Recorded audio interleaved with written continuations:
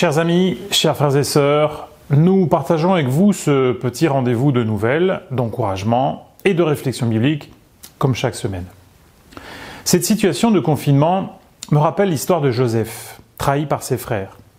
Lui qui était le chéri de son père, lui qui au sein de sa famille était destiné à un rôle de patriarche, de chef de tribu, et qui se retrouve trahi, méprisé, vendu. Il connaît le rejet, la déchéance, il est vendu une première fois comme esclave et ensuite placé chez un des officiers de Pharaon.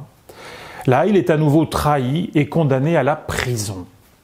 Y a-t-il confinement plus strict et plus sévère que l'emprisonnement? Je ne crois pas. Pourtant, il se rend disponible pour être utile en prison et pour soulager les autres prisonniers.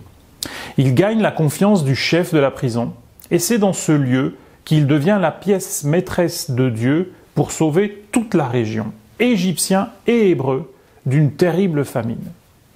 Que cette période de réflexion qui nous est imposée, cette période de questionnement, cette période qui sensibilise chacun sur sa propre vulnérabilité et fragilité, devienne pour chacun une occasion de redéployer des liens.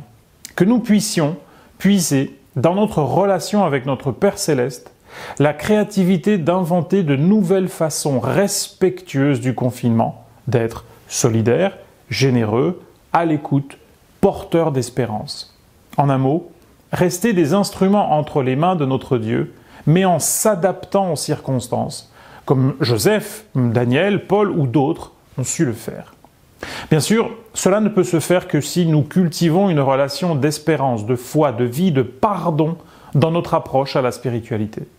Martin Luther King écrivait « L'obscurité ne chasse pas l'obscurité, seule la lumière peut le faire ». Jean, dans sa première épître, chapitre 5, verset 18, nous rappelle que l'amour parfait chasse la peur, car la peur suppose un châtiment, et celui qui a peur n'est pas parfait dans l'amour. Je prie pour que nous consacrions du temps dans ce confinement, pour nous nourrir des promesses de libération, de délivrance, de restauration que nous trouvons dans la parole de Dieu.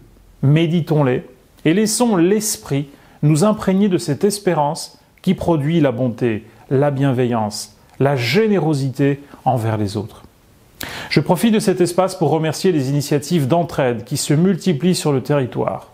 Du soutien spirituel, émotionnel bien sûr, mais aussi du soutien dans des distributions de denrées alimentaires ou de chèques services. Merci pour votre présence auprès des banques alimentaires, des associations de bénévolat. Tous ces engagements sont précieux auprès des plus fragiles dans nos villes. Merci aux différentes formes de partage spirituel mises en place. Je pense particulièrement à notre responsable des besoins spécifiques, Marjorie Chanzy, qui, chaque matin et chaque soir, entretient des liens en vidéoconférence avec les sourds et malentendants de nos fédérations. C'est un lieu unique pour échanger les nouvelles et offrir du soutien dans la foi.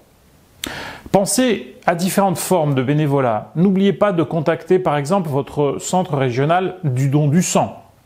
Il y a des besoins encore. Pensez pour les jeunes étudiants de l'enseignement supérieur, aux plus petits, aux plus jeunes, qui ont besoin de soutien scolaire. Vous pouvez ainsi soulager parfois des parents seuls. Les espaces de communion fraternelle sont nombreux. À nous de les construire en respectant, bien sûr, le confinement et les gestes barrières. Nous remercions le responsable du département santé, le docteur Franck Paita, pour le message qu'il a enregistré sur une bonne gestion et prévention de la santé. Vous trouverez ce contenu sur le site de la Fédération. Nous remercions aussi la faculté de théologie pour les réponses claires et pertinentes fournies par leurs professeurs sur une série de questions liées aux événements que nous vivons et que nous avons pu collecter par le biais de réseaux sociaux auprès de vous. N'hésitez pas à vous abonner à la chaîne YouTube de la Fédération pour être tenu au courant des différents contenus disponibles. Aujourd'hui, la majorité de ces partages, nous le savons, se font par le net, par le téléphone. Restons en lien de prière aussi, avec les 100 jours de prière organisés par l'Église mondiale. Cette belle initiative tisse des liens au-delà des frontières Et par le moyen des textes proposés, elles rendent concrète notre intercession, en illustrant les besoins et les situations que connaissent d'autres territoires. Les textes bibliques, les témoignages proposés nous encouragent aussi et nous pacifient. Rappelons-nous d'intercéder. C'est un acte d'amour qui refuse de répondre seul à l'amour du Père. Chers amis, nous croyons dans la bonne nouvelle, dans la bienheureuse espérance, dans les fruits de l'Esprit, dans la venue de nouveaux cieux et d'une nouvelle terre.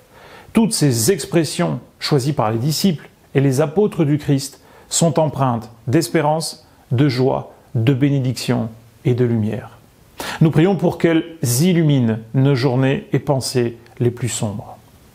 Je termine avec ces paroles de Pierre aux églises en guise de bénédiction pour chacun. Nous les trouvons dans la première lettre, au chapitre 5 et au verset 10.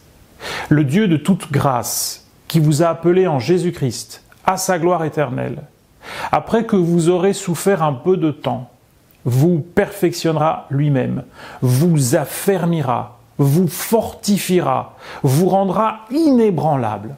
À lui soit la puissance au siècle des siècles. Amen.